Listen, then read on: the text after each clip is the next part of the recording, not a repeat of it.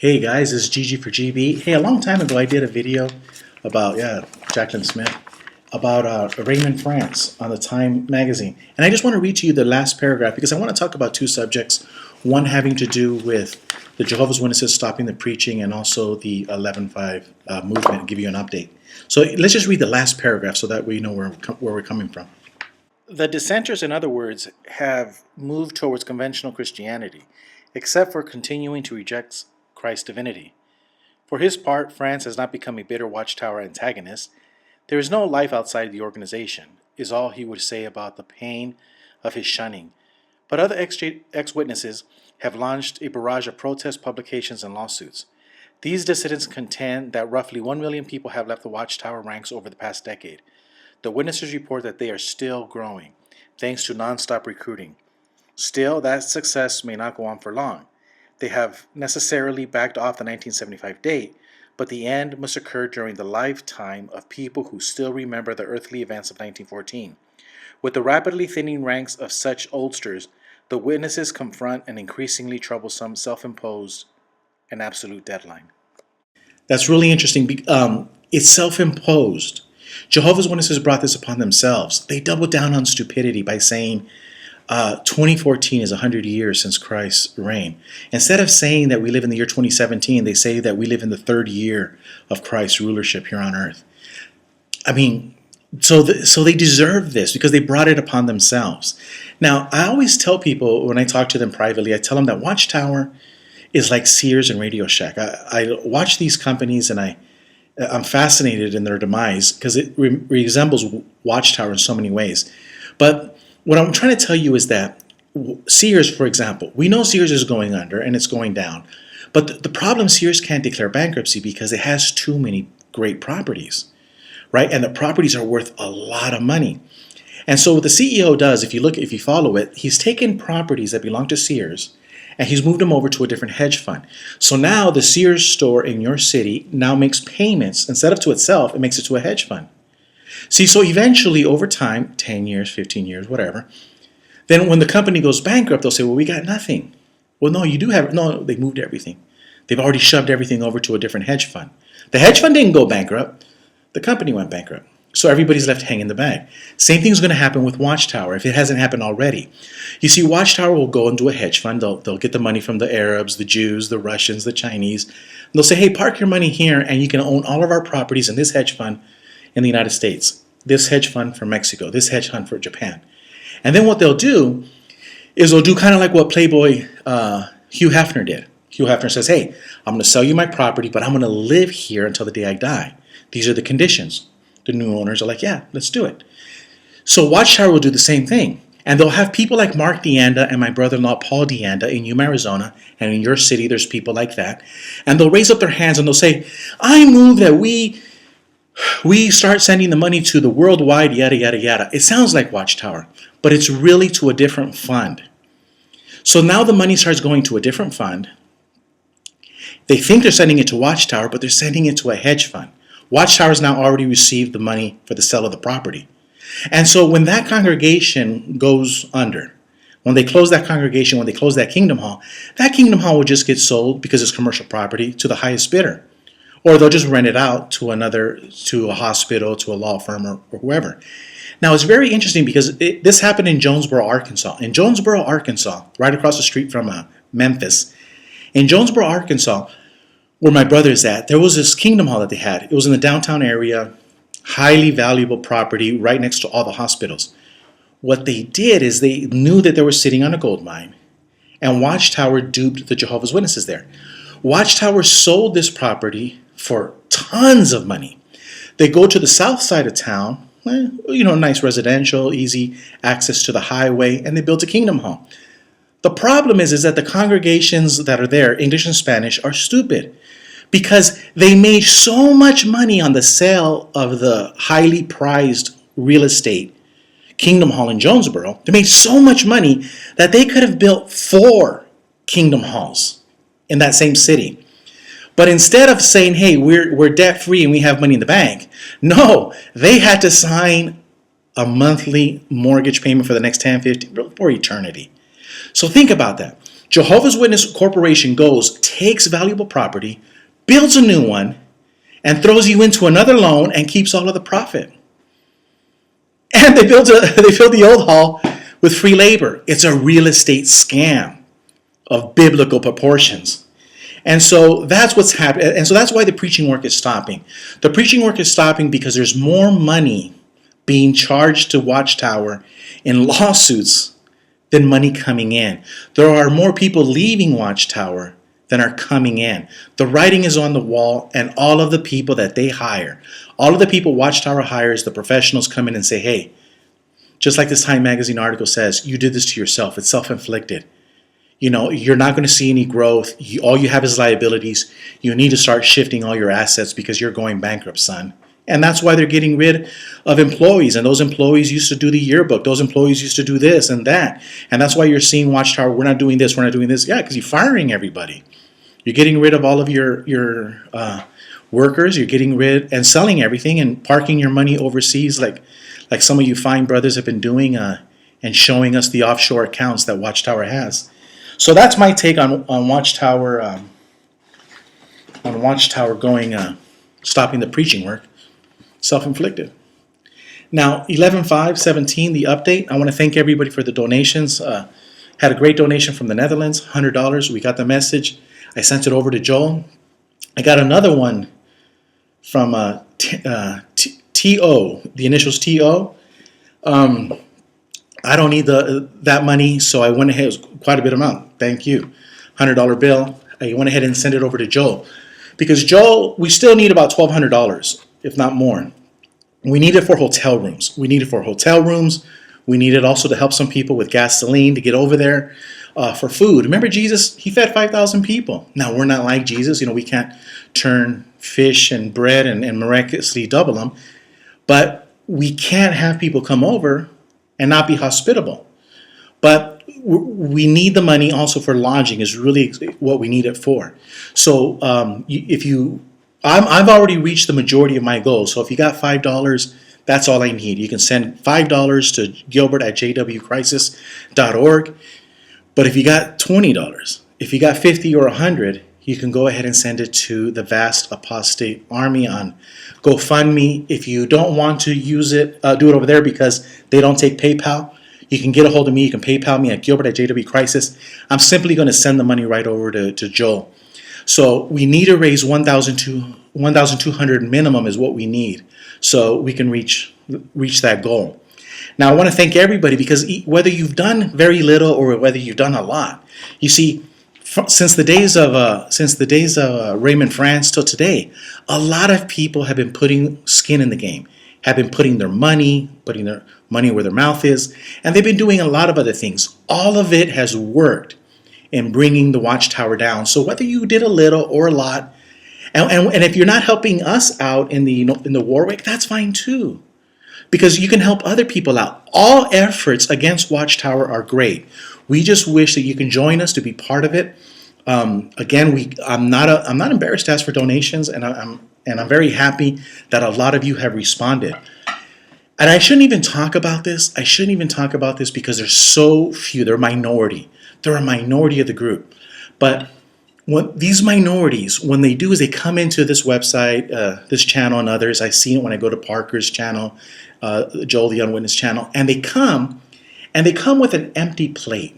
You see, these people, and you guys know who you are. There's very few of you, but you guys make a lot of noise. You complain and you moan. And you guys are like the person who comes on a Thanksgiving dinner and a Christmas dinner and you have an empty plate. You bring nothing. Everybody else is bringing food or bringing pie, bringing drinks, bringing alcohol, wine. But those few, and you know who you are, there's just a handful of them. We're not going to mention any names. But they bring empty plates. They bring nothing to the table. All they bring is criticism. And we got to stay away from them because they don't help the cause. It's okay to have legitimate concerns and legitimate gripes, and you bring them out.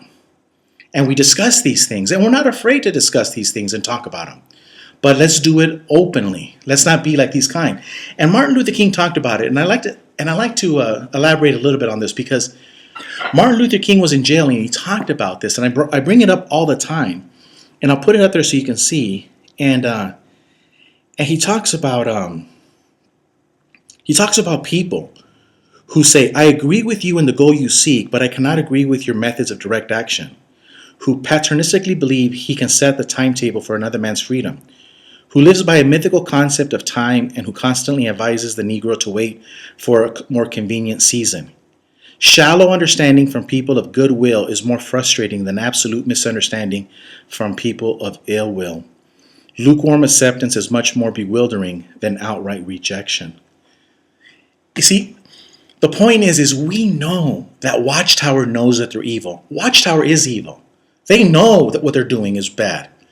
But there's a lot of people in the ex-Jehovah's Witness community neighborhood who are the goody two-shoes. They have these great opinions that says, oh, you shouldn't protest, or you shouldn't do public demonstration, oh, you shouldn't do this. They have their opinions. And they say, I love Martin Luther King. No, you don't. You don't love Martin Luther King. You don't love Gandhi. No, you don't. It says, because you're always talking about some other future time, some mystical concept of time, who's always telling another person to wait for a more convenient season.